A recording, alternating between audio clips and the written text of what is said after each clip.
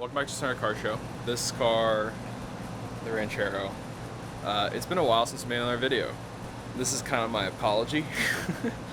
You're going to see a lot of different times and haircuts, and this has been over a span of a few months at this point. And yeah, it's, you know, life gets busy and stuff, and I had a lot of problems. So last time we saw this car, I got headlights in, I got the dash all, you know, nice looking. I got so much stuff undone in this car. It was so close. The seat was reupholstered. Everything was done. All had to be put back together. And I took a day, I put a new steering wheel on, I put a new Grant steering wheel on, I put the dash back in, I finished up my switches, I, you know, got everything back on this car ready to go. Then I went to go start the fuel pump, and like my gauges weren't working right. Like the gauges were weird, and they're cheap, so I maybe just thinking it's some cheap gauges, but the gauges weren't working great. Yesterday, I finished putting the steering wheel in the car. It was at like 9 volts or something. That's not great. Which is not great. I thought it was bad ground, but I come to find out it is a dead battery. So I charged the battery. Hopefully that makes everything work as it should work. You already put it in? I already put it in. And we're gonna just drive the car out today because we need to move tons of cars to oil changes. We have 7 out cars. of necessity, it has to move. No, wait, 1, 2.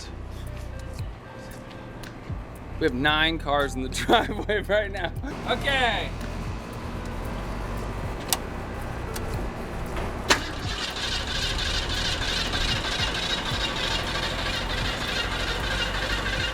I actually don't get my fuel pump. Yeah, I don't either. That's what I was. Should start though. It's not pumping anything through. This is my coil. I don't think I'm getting any part of my coil, which would be an issue. Is your battery still there? No, it's cranking. And when I tried to use my fuel pump, it just like didn't work. Like it wasn't making any noise, and I'm just like, oh, well, I burned out a fuel pump or something. Like I don't know. It's brand new though. It shouldn't burn out. I basically did all of this stuff to put this car back together just for it to not work. It'll turn over, but the fuel pump isn't working, which is weird. I just didn't know what was wrong with it really. Like I just didn't know.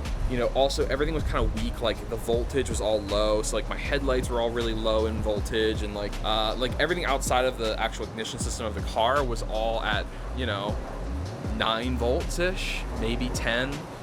I eventually started probing around, and there was a day that Sam Button left the key on the car for a little too long. Like I was testing voltages and he just forgot and he left the key on.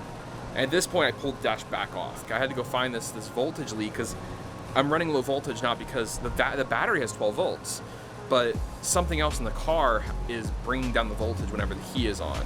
So I have a short somewhere in the system and I don't know where.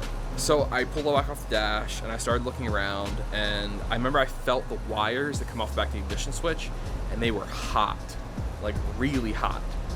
And so then I had an idea, and I basically took off on our battery cutoff switch that I made.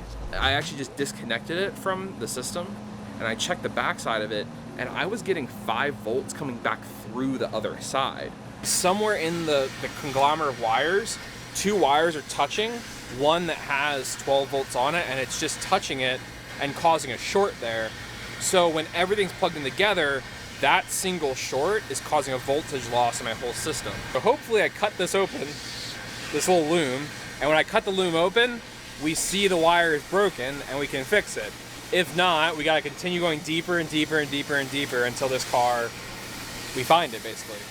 Andy, give us the update. Hey everyone, today we found out what wire is tripping Sam's ignition. Possibly. It's pink and it starts in the dash and it gets hot whenever we have the key turned.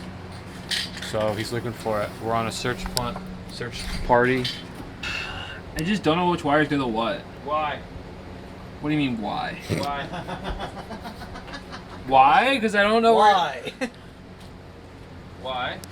Why? Because I have to pull it all out to find out where the fuck they go. Because it came from an asshole who fucked up your wiring to begin No, with. honestly, I think this part of it's completely stock.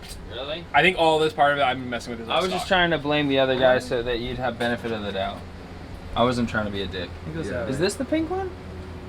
It's much thicker than that. Do you want to see what the color? Do you want to see what it looks like? Tomorrow. Right in the wild, we've got a wild Sam. Things could go really well, or they could go really badly, depending on what happens with his wiring. Let's check it out. Sam. Yes. Give us the. How are you? How are you? What's going on? How you doing? I look okay? No, but what's. So how many bad wires have you found in the span of the past 2 minutes? Like 8, maybe Okay. 12. So what are you thinking now? You probably This is don't. disgusting. So what are you thinking now? I'm not thinking. Okay. Kind of just do it. Okay. Hell yeah. They got Geek Squad to wire this car, I swear to God. They got Geek Squad from Best Buy.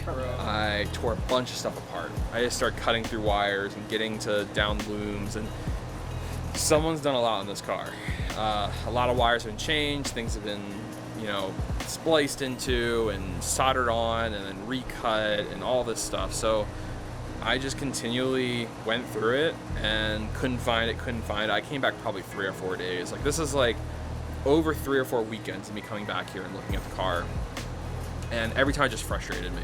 Last weekend I started looking through the car, and I had a thought that maybe it had something to do with the old school ignition box that was on the car, because it was added on later. So basically this is the deal, is this car has an old Petronic system. Petronic systems are old ignition systems for old vehicles, for distributors. It was really common back in the day.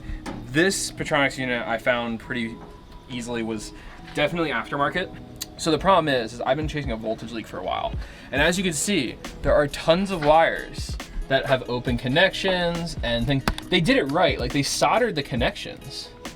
They did the good things. They're just fucking everywhere. So it's like, it's confusing to know what it is. They've changed colors multiple times. There's wires like this that literally, this is a red and blue wire connected to a red and blue wire with a blue wire coming off of it that was cut at some point in time. So like, who the fuck knows? But either way, I finally found this box online, what it was. I found a wiring diagram to it, because what's weird is there's this power distribution mod thing right here.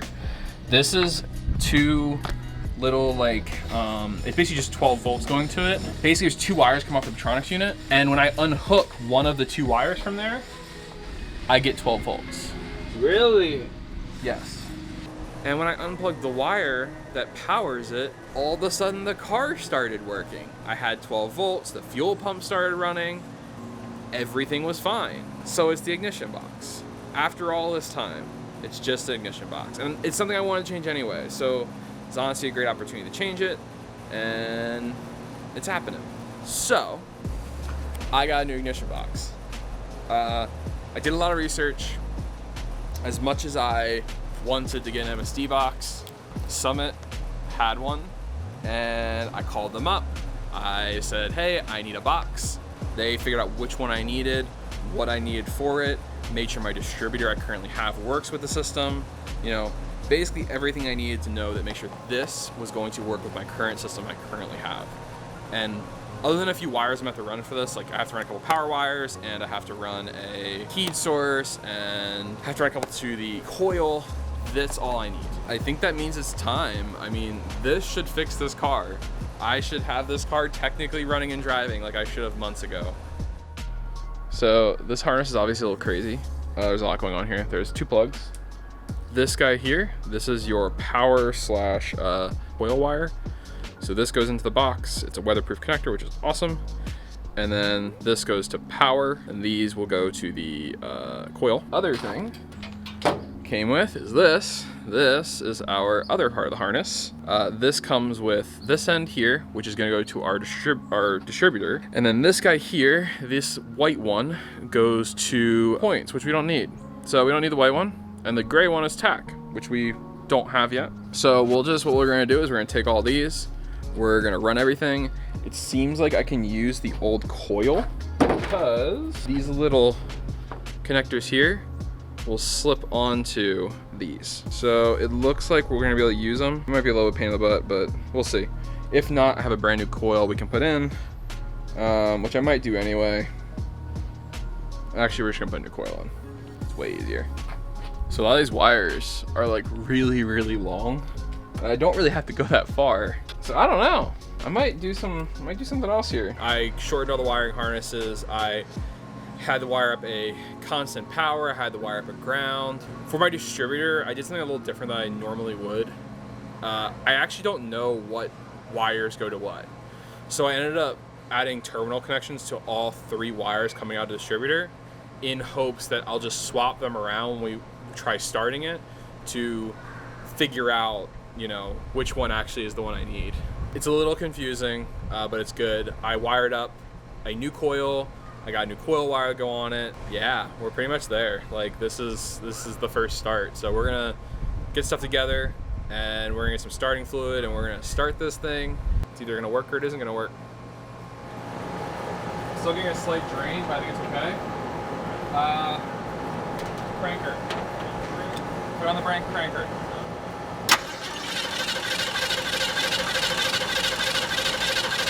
Okay, let's try starting it.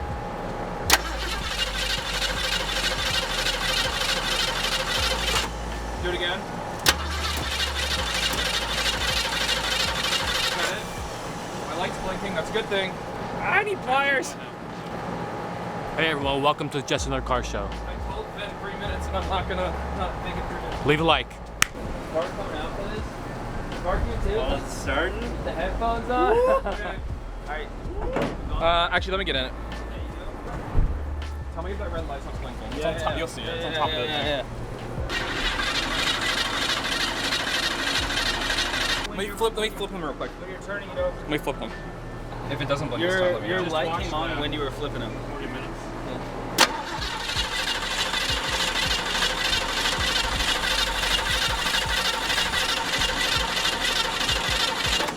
You're still blinking. Come back here. Last time you did Take 2 steps back, Mark. That's not true. Oh boy. Yeah.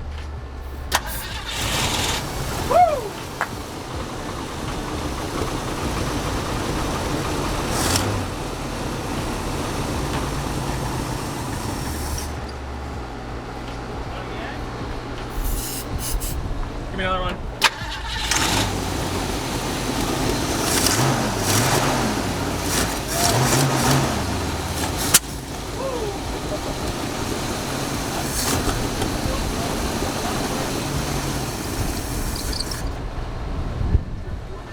I'm not getting any fuel.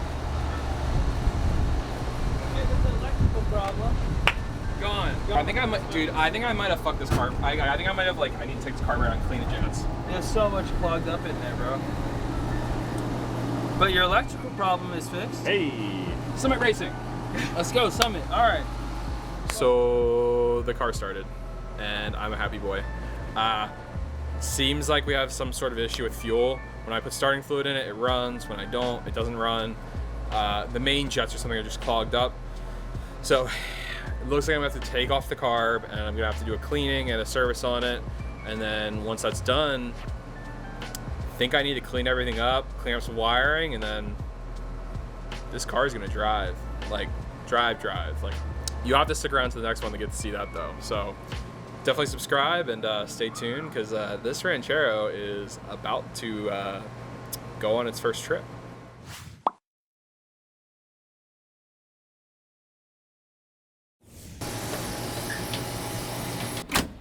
2 pumps.